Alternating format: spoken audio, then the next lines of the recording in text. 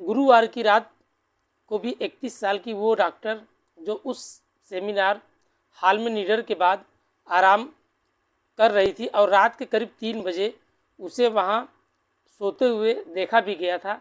लेकिन अगले दिन यानी शुक्रवार की सुबह करीब 6 बजे इस सेमिनार हॉल में अस्पताल के स्टाफ को जो कुछ दिखा, एक शोर सा उठता और फिर खामोशी सी छा गई लोगों में, और फिर खामोशी टूट जाती है और शोर उठता है। और इस बार खामोशी कोलकाता में टूटी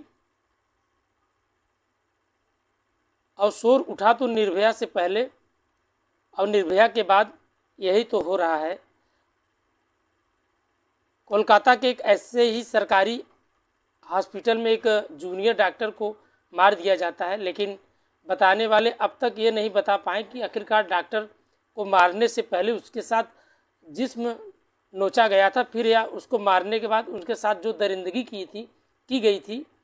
ये बड़ा सवाल है और जवाब भी बहुत अहम है। नमस्कार, आदाब, सत श्री अकाल। भदोही प्लस में आप सबका स्वागत है। मैं आपका दोस्त अमित कुमार, जो आज एक सच्ची घटना का हम जिक्र करने वाले हैं। ये वेस्ट बंगाल कोलकाता की है, जहाँ एक जूनियर डॉक्टर के साथ जो दरिंदगी होती है, वो आज हम इसके बारे में जानने की कोशिश करेंगे। उसके बारे में हम बात करेंगे और उसका शायद निर्णय भी आ चुका है। तो चलिए हम बात करेंगे कि आखिरकार इस केस में का खुलासा कहाँ तक हुआ और पुलिस अब तक, वहाँ की सरकार क्या कर रही है, किस हिसाब से उस आरोपी को पकड़ा गया है।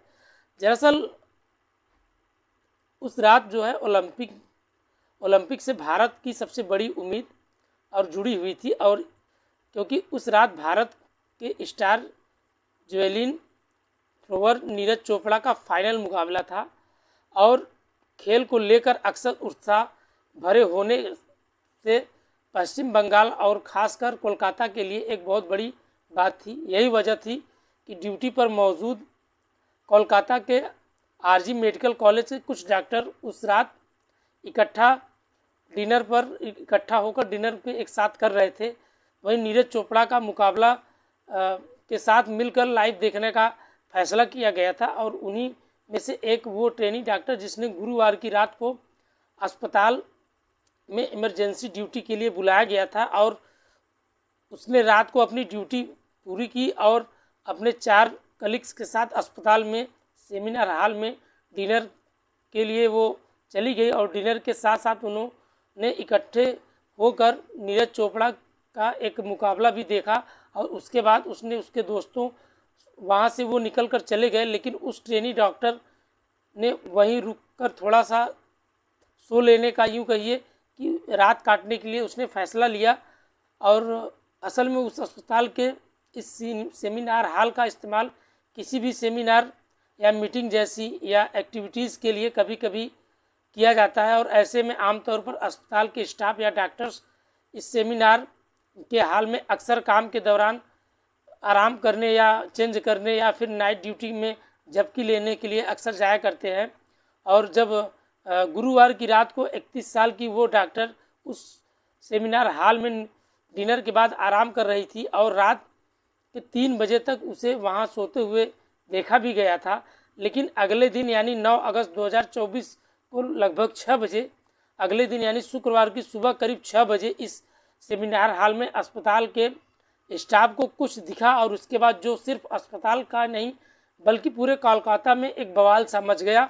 और सेमिनार हॉल में उसी ट्रेनी डॉक्टर की खून से सनी हुई अग्निदग्ध लाश पड़ी थी, और लाश पर जो अग्निगत चोट के निशान थे, वो लाश को देखकर ऐसा लग रहा था कि शायद उस ट्रेनी डॉक्टर के साथ जो चंद घंटों से ही ज़्यादा की कुछ कोशिश हुई है, और इस कोशिश में उसका कत्ल भी कर दिया गया है।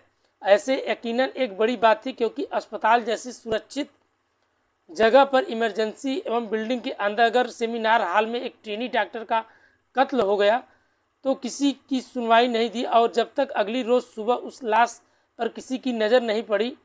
अब सवाल ये था कि आखिरकार ये कैसे हो सकता है, इस कत्ल के पीछे कौन था? अस्पताल का यही स्टाफ, किसी मरीज का कोई तीमारदार या कोई बाहरी व्यक्ति या फिर कोई और था। ऐसे तमाम प्रकार से दिमाग में सब लोगों को चल रहा था। देखते देखते अस्पताल के इस कत्ल को लेकर लोगों में एक गुस्सा सा भड़कने लगा और ख़ासकर अस्पताल के काम करने वाले डॉक्टर्स और ट्रेनिंग के जो मेडिकल कॉलेज के पढ़ने वाले स्टूडेंट इस वारदात से वो काफ़ी नाराज़ थे। और ऐसे खबर मिलने के बाद वहाँ पे पहुँची, मामले की जांच शुरू कर दी गई। और ऐसे में पहुँचने के बाद जब पुलिस को इसकी सूचना दी गई, पुलिस पहुँचने के बाद मौके वारदात पुलिस मामले की जांच शुरू कर देती है। और शुरुआती सिवाय ट्रेनी डॉक्टर को जो खून से सनी हुई लाश के अलावा पुलिस के पास इस केस का कोई सुराग नहीं मिला। बहरहाल मामला की जांच के लिए अलग अलग टीमें बनाई गई। हर टीम के अपने तौर पर एक इन्वेस्टिगेशन शुरू किया गया। किसी भी टीम में एक टेक्निकल इन्वेस्टिगेशन का जो फोकस किया गया, इससे न लोकल बल्कि सोर्सेज के हवाले से उस अस्पताल के आने वाले जाने वाले संदिग्ध लोगों का पहचान भी शुरू किया गया। लेकिन किसी को मोबाइल फ़ोन से जो जुड़ी जानकारी जुटाने की जिम्मेदारी सौंपी गई।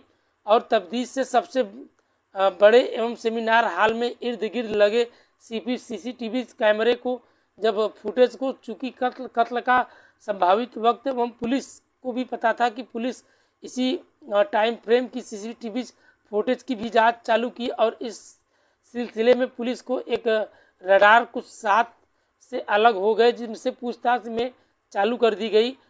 समस्या ये था कि अगर इन्वेस्टिगेशन का जो समस्या था उसके शिकंजे में आखिरकार कौन आया।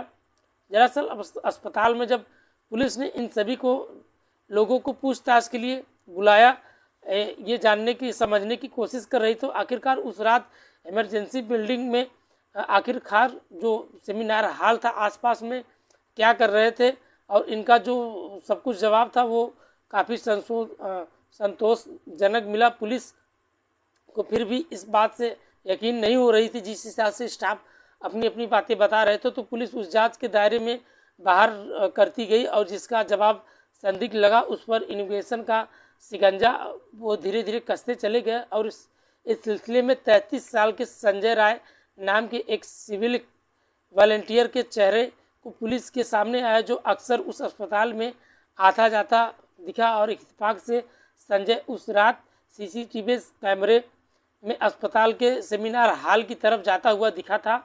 और राय को पहले रात 11 बजे के आसपास अस्पताल में देखा गया था, लेकिन उसके बाद बाहर निकला वो। लेकिन जब उसके बाद उसे फिर अगली सुबह लगभग करीब 4 बजे अस्पताल की इमरजेंसी बिल्डिंग की तरफ जाता हुआ दिखा। फिर करीब 40 मिनट बाद फिर वहाँ से फिर वो बाहर निकला। पुलिस सूत्रों की माने तो अब सीसीटीवी की जो तस्वीरें देखकर ऐसा लग रहा था कि शायद वो शराब के नशे में है। वैसे जब संजय राय के बारे में पुलिस ने जानकारी जुटाने की शुरुआती की, तो पता चला कि वो नशे की आदी एवं रोज़ाना शराब पीने की उसकी आदत है। फिर भी पुलिस को इस बात को यकीनन नहीं हो रही थी। तो इस बीच उसने तफ्तीश में लगी पुलिस के साथ एक ऐसा सुराग लगा, जिसके बाद ये साफ हो गया कि एक ट्रेनी डॉक्टर के साथ जो ज्यादती हुई है, जो कत्ल का मुलजिम हुआ है, वो नहीं बल्कि एक संजय राय है, जो इस शक पे सुई की तरफ घूमती चली जा रही थी। पुलिस काफ़ी परेशान हो गई थी और धीरे धीरे उसका सीधा शक संजय राय के ऊपर धीरे धीरे पड़ता चला गया। असल में पुलिस को मौकाए वारदात की जो छानबीन के दौरान एक टूटी हुई नेक बैंड ब्लूटूथ एयरफोन मिला और शक था कि ये एयरफोन किसी वारदात में शामिल किसी आरोपी का ही हो सकता है, क्योंकि छानबीन में ये बात साफ हो चुकी थी। क्योंकि एयरफोन कम से कम पीड़िता लड़की के तो नहीं थी और उसे देखकर लगता कि शायद ट्रेनी डॉक्टर के साथ जो जाति के दौरान हुई वो टूट गया होगा। अब पुलिस ने इस पहलू पे जो वेरीफाई करने के लिए एक बार फिर सीसीटीवी फोटो को जांच करने की फैसला किया। और जब इस बार पुलिस को बात पर गौर करके हैरान कर गई। दरअसल सुबह 4 बजे जब Sanjay Rai emergency medical building से की तरफ जा रहा था, तब उसके गले में एक नेक बेल्ट ब्लूटूथ लगाया हुआ था और वो बाहर निकलकर वो ब्लूटूथ जब एयरफोन के गले में उसके नहीं था, यानी ये शक साबित हो चुका था, पुख्ता साबित मिल चुका था और एयरफोन संजय का ही था, जो ज्यादती ये कत्ल के दौरान सेमिनार के हाल में ही जो इस वारदात को अंजाम दिया गया था। इससे ये भी हो गया था कि ये उसी का जो है मौकाए पुलिस को पूरी तरह से ये हो गया था। जब पुलिस ने संजय के साथ सीसीटीवीज़ को शॉर्ट लिस्ट में एक तमाम लोगों के मोबाइल फ़ोन के साथ ब्लूटूथ एयर प्रिपेयर करने के लिए, कनेक्ट करने के लिए जब फोर्स किया तो चेक करने की कोशिश की तो देख कर चौंक गई, क्योंकि एयरफोन संजय के मोबाइल से जब कनेक्ट हो जाता है तो ये पैड कनेक्शन मिल गया। यानी ये बात एक तकरीबन साफ हो गया थी, एयरफोन किसी और नहीं बल्कि संजय राय की है। ये तफ्तीश के बाद सिर्फ पहला मुकाम था। जब पुलिस ने संजय को मोबाइल फ़ोन की जांच की तो उससे पुलिस में ऐसी चीज़ें नज़र आई जो खुद पुलिस की आंखें खुली की खुली रह गई। दरअसल जब संजय का मोबाइल फ़ोन अनगिनत पोर्न वीडियो से भरा हुआ था, और वो पोर्न वीडियो ऐसे नहीं बल्कि पूरे बेहद हिंसक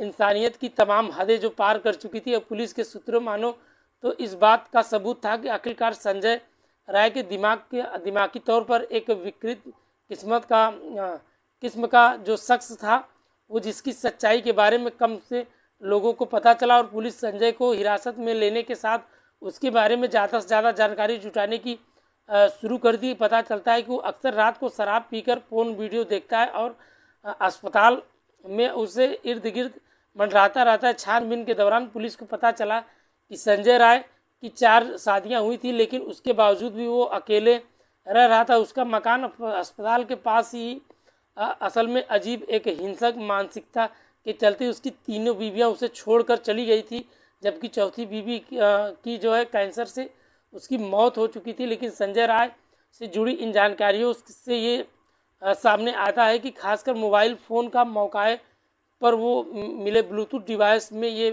पेयर हो जाने से पुलिस उसे भी हिरासत में ले लेती है।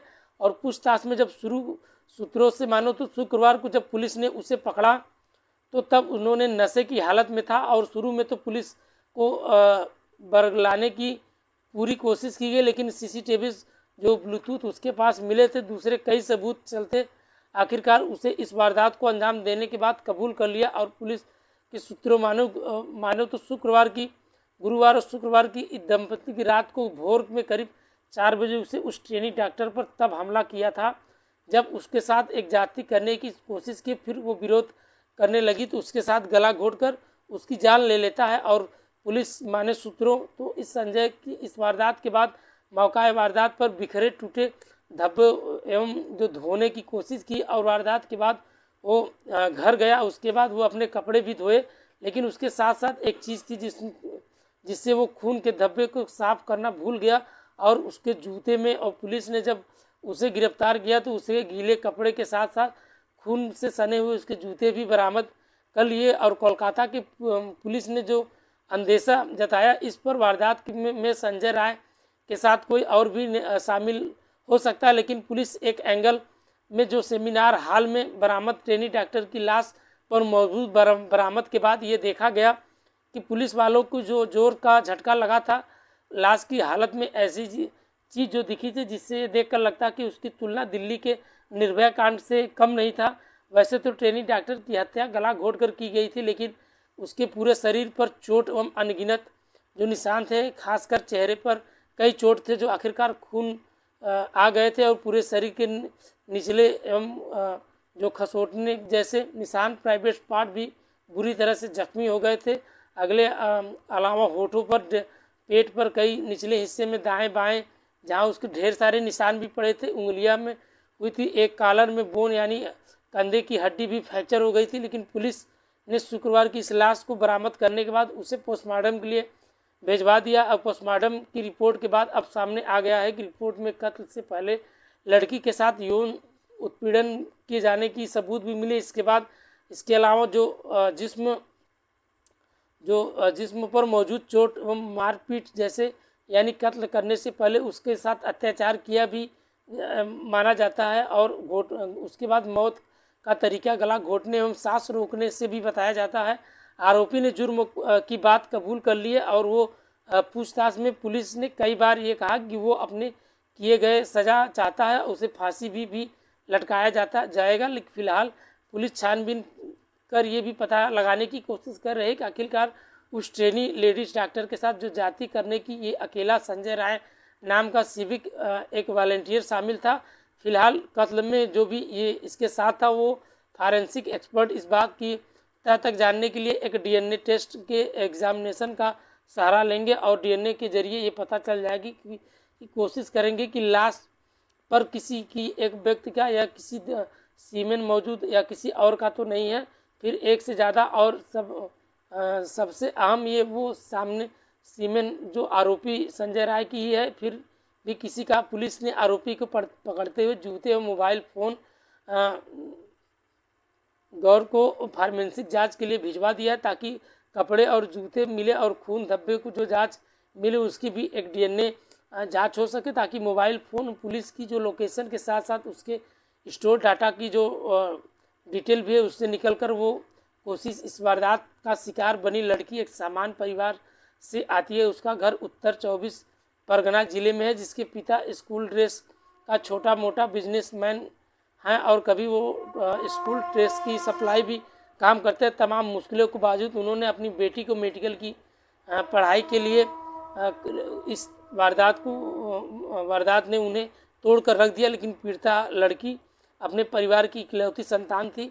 उधर मामले का आरोपी सिविक वॉलंटियर पुलिस के लिए काम करता था। चूँकि इसकी पोस्टिंग पास की ही चौकी में हुई थी, इसलिए वो अक्सर अस्पताल में बेधड़क आना जाना था। अस्पताल में होने वाले चलते फिरते एक बिचौलिए के तौर पर लोगों की वहाँ इलाज में मदद करने के नाम से वो पहुँच जाता था और कमाई भी करता था, लेकिन उसे शराब और पोर्न जैसे वीडियो देखने की इतनी लत थी कि वो पूरी तरह से जो है बेखौफ था। इस वारदात को दिया उसने अंजाम।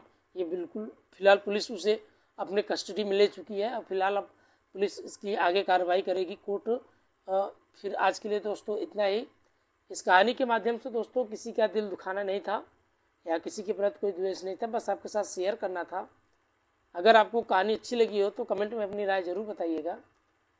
और इस कहानी के माध्यम से दोस्तों आशा करते हैं आप लोग खुश होंगे, सेफ होंगे, सुरक्षित होंगे, स्वस्थ होंगे, मस्त होंगे।